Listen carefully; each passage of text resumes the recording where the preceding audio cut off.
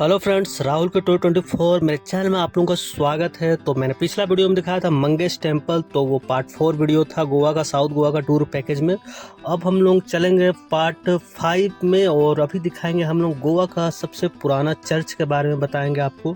दो चर्च है यहाँ पे, जहाँ मैं अभी खड़ा हूँ यहाँ दो चर्च है। देखिए मेरे लेफ्ट साइड एक चर्च दिख रहा होगा ये, जिसका नाम है basilica of Bom Jesus church, और इधर है संत कैथेड्रल चर्च। देख सकते हैं मेरे दोनों साइड एक चर्च है, एक वाइट कलर का आपको दिखा रहा हूँ इधर दोनों तरफ। तो पहले मैं आपको दिखाऊंगा basilica of Bom Jesus church के बारे में और बताऊंगा उसके बारे में। बहुत ही अद्भुत चर्च है जो सामने दिख रही है, बहुत ही अद्भुत इसका कहानी है। आपको सुनकर बहुत ही इंटरेस्टिंग लगेगा और बहुत ही अद्भुत लगेगा। तो चलिए अंदर चलते हैं। पहले हम लोग बेसिलिका ऑफ बॉम जीसस में हम लोग पार्ट 5 वीडियो है ये। गोवा साउथ गोवा का पैकेज मैंने लिया था बस से, तो 6 जगह था, तो ये 5वां जगह है जहां हम लोग उतरे हो और दिखाते हैं आपको चर्च। तो ये भारत के गोवा राज्य की राजधानी पणजी से लगभग 10 किलोमीटर की दूरी पर स्थित है। अगर पणजी आते हैं तो वहाँ से 10 किलोमीटर की दूरी पर स्थित ये चर्च है। और इस चर्च का नाम है बेसिलिका ऑफ बॉम जीसस। जिस जगह पर ये चर्च है वहाँ का नाम बेगिनिनिम है और ये जगह का नाम बेगिनिनिम है। और इस स्थान को पहले ओल्ड गोवा के नाम से जाना जाता था। इस चर्च को ओल्ड चर्च भी कहते हैं। देख सकते हैं सामने लिखा हुआ है बेसिलिका ऑफ बॉम जीसस के बारे में कुछ बातें लिखा हुआ, पढ़ सकते। तो यहाँ पे लिखा गया है कि किस पत्थर का बना है और जो यहाँ के संत थे उसके बारे में भी बताया गया है कि उसको कैसे कवर में रखा गया है और कितना साल पुराना है, कब बनकर तैयार हुआ था, उसके बारे में जानकारी दी गई। तो मैं आपको बता रहा हूँ पूरी अच्छे से इसकी जानकारी दूंगा इस वीडियो में और बताऊंगा इससे जुड़ी बातें। तो चलिए दोस्तों स्टार्ट करता हूँ मैं आगे की कहानी। तो पहले मैं सामने खड़ा हूँ, देख सकते हैं मेन गेट है basilica of Bom Jesus church का। तो सबसे पहले मैं बता दूं कि ये चर्च 15 मई 1605 ईस्वी को बनकर तैयार हुआ था। इस चर्च को दुनिया भर के ईसाई मानते हैं। इस चर्च को सबसे खास बात यह है कि ये एक संत का पार्थिव शरीर आपको यहाँ पे मिलेगा, 450 साल से रखा हुआ है। तो जो इसमें सबसे खास बात दोस्तों यही है कि इसमें जो संत है उनका शरीर को अभी तक रखा गया है ताबूत में, और 450 साल पुराना वो शव है जो अभी तक सुरक्षित है।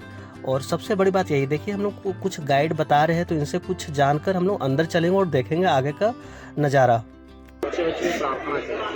इसका नाम है बेसिलिका अपोजिटरी कैथीड्रल और बेसिलिका चर्च के दो स्टेटस है दर्जा। 7 अप्रैल 1506 स्पेन देश के नवारा गांव में इसका जन्म हुआ। एमए शिक्षा पेरिस में पूरी करके गोवा है। मेन इंटेंशन लोगों को क्रिश्ती बनाना, क्रिश्ती धर्म का प्रचार है। बेसिलिका 5 महीना रहने के बाद अलग अलग स्टेट में चला गया।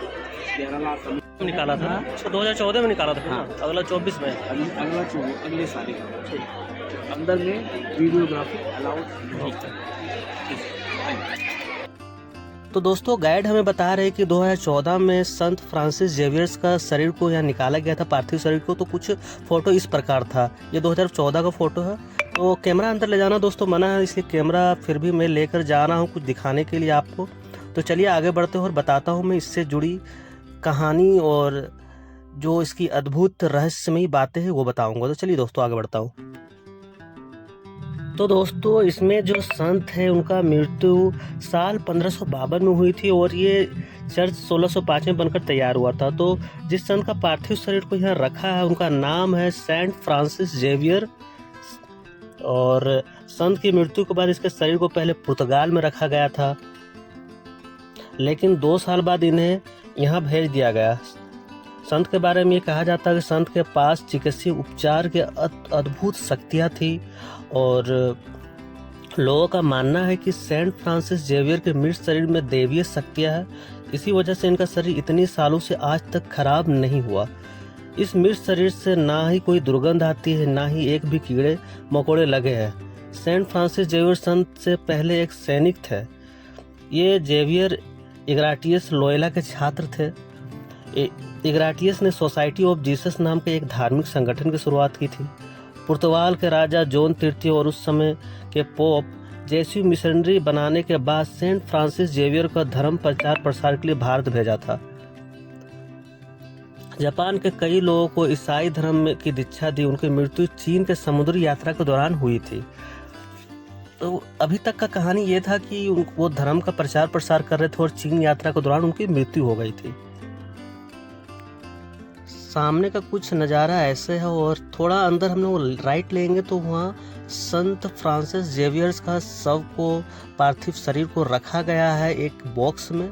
वो चांदी का बॉक्स है तो मैं वो दिखा नहीं पाऊँगा दोस्तों, मैं उसकी फ़ोटो आपको दिखाऊंगा। लेकिन तो आगे की कहानी है दोस्तों कि संत जेवियर्स को 3 बार दफनाने के बाद भी इनका शरीर बिल्कुल अच्छी कंडीशन में था। सेंट फ्रांसिस जेवियर ने अपने शिष्यों को मृत्यु से पहले गोवा में अपना शरीर दफनाने के लिए कहा था। ऐसा इसलिए क्योंकि उनके पूर्वज भी गोवा में दफनाया गया था, तो उनको इसलिए यहाँ पे लाया गया था क्योंकि उसने शिष्य को कहा था कि मेरा शरीर को गोवा में ही रखा जाए। कब्र में दफनाने कुछ साल बाद रोम से आए संतों के प्रतिमंडल ने इसकी शरीर को कब्र से बाहर निकाला और फिर से उन्हें फ्रांसिस जेवियर चर्च में दफनाया गया। इनके शरीर को एक दिन में 3 बार दफनाया गया था, लेकिन सबसे हैरानी वाली बात यह है कि जितनी बार भी संत के शरीर को कब्र से निकाला गया वो उसी अवस्था में था जैसा कि पहले दफनाया गया था। बहुत ही अद्भुत है दोस्तों। और ये देखिए सामने हम लोग चर्च के और थोड़ा साइड में गए तो कुछ ऐसा है और उस साइड है चर्च का आंगन टाइप का बनाया गया है। तो देख सकते हैं पूरा अंदर का व्यू चर्च का ऐसा है। और हम लोग ताबूत में जिस बॉक्स में संत जेवियर्स को रखा गया था वो हम लोग देख चुके हैं। तो फ़ोटो दोस्तों मैं आपको दिखाने जा रहा हूँ क्योंकि वीडियो में नहीं दिखा पाया, तो फ़ोटो में कुछ इस प्रकार दिखते हैं। ये जो बॉक्स था ये पूरे चांदी का था और ये बहुत ही पुराना है, 450 साल पुराना है और इसे हर 10 वर्ष निकाला जाता है। इस बॉक्स को खोला जाता है और संत फ्रांसिस जेवियर्स को देखने के लिए लाखों श्रद्धालु उस दिन आते हैं।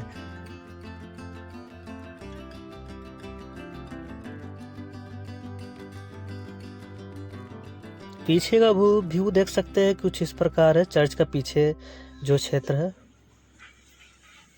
तो दोस्तों एक और भी कहानी है संत के बारे में, बहुत ही प्रचलित है। वो ये है कि एक महिला ने सेंट फ्रांसिस जेवियर्स के शव के पैर से चिपक कर उन्हें सुई चुभाया था।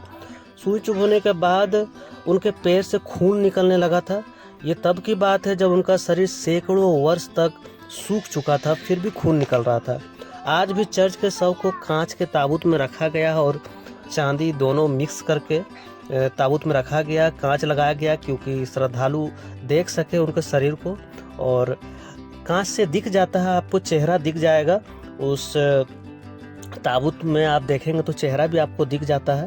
तो सबसे ताज्जुब की बात यह है कि इनके शरीर अभी तक सड़ा नहीं है। इनके शरीर के लोग दर्शन के लिए हर 10 साल के बाद लोगों के सामने लाया जाता है। हर 10 साल के बाद ताबूत को खोला जाता है और बहुत लोग देखने के लिए आते हैं। तो आखिरी बार इनका शरीर को साल 2014 में हमें गाइड ने बताया कि साल 2014 में लोगों के सामने लाया गया था। तो अब 10 साल बाद इस साल 2024 में फिर से संत का जो ताबूत है खोला जाएगा और सबको सामने लाया जाएगा। संत के मृत शरीर को सड़ने से बचाने के लिए किसी भी तरह कोई दवाई नहीं लगाई गई, फिर भी सुरक्षित है। और क्रिसमस के मौके पर हर साल हजारों पर्यटक विदेश से इस चर्च में आते हैं। आप देख सकते हैं बाहर का व्यू कुछ इस तरह है, बहुत ही पुराना और बहुत ही अच्छा कलाकारी में बनाया गया है ये चर्च को। तो गोवा के खूबसूरत बोसलेका और बॉम जीसस घूमने के लिए आप सप्ताह के किसी भी दिन आ सकते हैं। यहाँ कोई एंट्री फीस नहीं है। बोसलेका और बॉम जीसस चर्च सोमवार से शनिवार तक सुबह 9 बजे से 6:30 बजे तक खुला रहता है और रविवार के दिन 10:30 से शाम 6:30 बजे तक खुला रहता है। इस चर्च का एक आर्ट गैलरी भी था, मैंने आपको दिखाया चलते चलते वीडियो में।